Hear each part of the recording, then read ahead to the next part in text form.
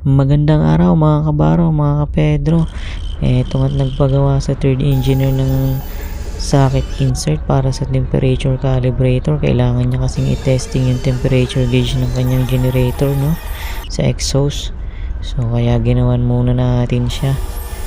Ayan. Tamang turning lang, no? Tapos drilling para sa boring. Dito natin ipapasok yung temperature gauge. Ayan, kinuha ko lang yung tamang haba. Tapos pinutol ko na at i-testing natin kung papasok na itong temperature gauge. At ayun, swabing-swabe lang, no? Hindi pa sumablay ang anting ng mga yan talaga, no? So ayan, mainit na nga po pala yan. Inangat ko lang para makita ninyo. At kung nagustuhan po ninyo ang ating video, no, baka pwede naman pong pa-like and share na lang. Ayan. And pa-follow na din po.